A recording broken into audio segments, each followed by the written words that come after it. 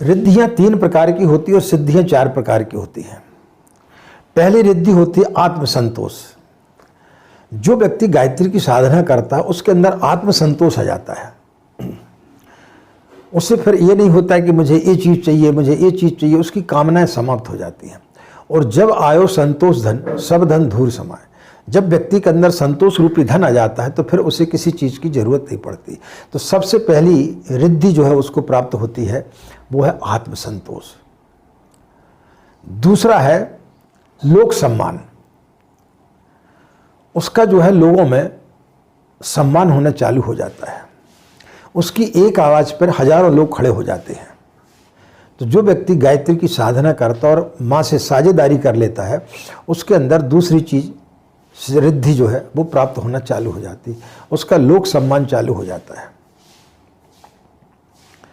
इसके पश्चात में तीसरी जो रिद्धि है वो होती है देवी अनुग्रह। देवी अनुग्रह कैसा होता है कि आप किसी भी परेशानी में फंसे हुए हैं, कोई न कोई व्यक्ति आपकी सहायता कर देता है। आपको पता नहीं चलता कि कब किसी ने आपकी सहायता कर दी। जैसे हम बोलते हैं कि भगवान की कृपा है। कई लोगों को आपने सुना होगा कि भाई किसी का एक्सीडेंट हो गया लेकिन वो बच गया, अरे भाई भगवान की बड़ी कृपा थी, कोई पूर्व जन्म आपके जो है आड़े आ गए। तो जब देवी अनुग्रह मिलता है तो व्यक्ति की कठिनाइयाँ, उसकी जो समस्याएं रहती हैं वो बड़े सूक्ष्म रूप में घट के चली जाती हैं।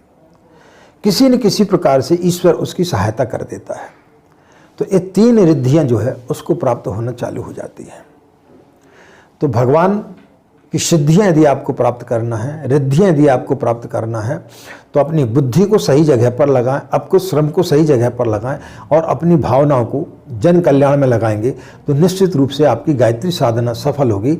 भगवान के खेत में आप अपनी इन चीज़ों को बो दें तो वो 1000 गुना रूप में आपको वापस प्राप्त होंगी।